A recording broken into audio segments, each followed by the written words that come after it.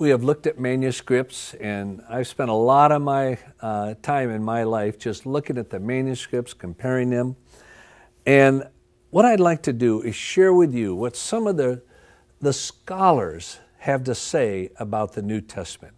The first is William F. Albright, who was probably one of the greatest archaeologists ever.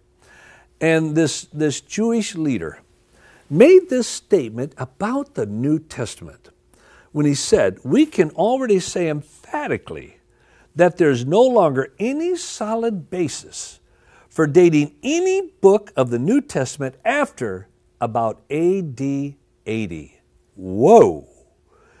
In my opinion, he said, every book of the New Testament was written by a baptized Jew between the 40s and the 80s of the first century, probably sometime between AD 50 and AD 75. That's the great Jewish archaeologist William Foxwell Albright.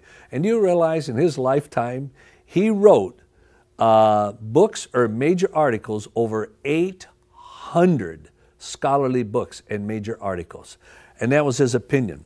Sir Frederick Kenyon, a man I've learned to respect over the years, he was the chief curator of manuscripts for the British Museum. And this is his observation. I have to understand, he was one of the top experts in analyzing manuscripts.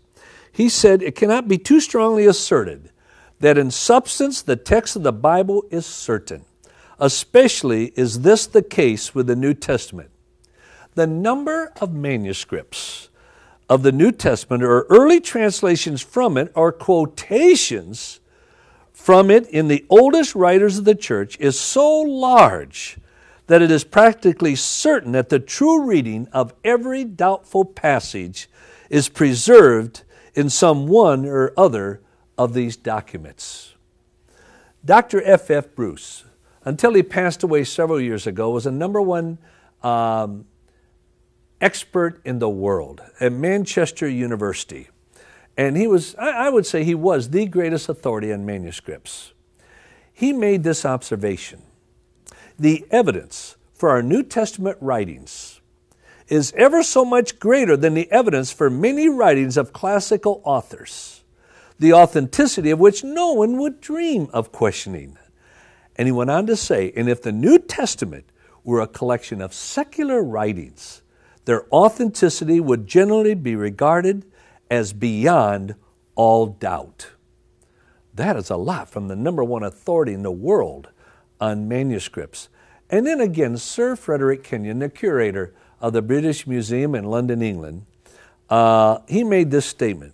He said, the interval then between the dates of the original composition of the writing of the New Testament and the earliest evidence becomes so small as to be in fact negligible. And the last foundation for any doubt that the Scriptures had come down to us substantially as they were written has now been removed. And then he made this amazing statement: both the authenticity and the general integrity of the books in the New Testament be regarded as finally established.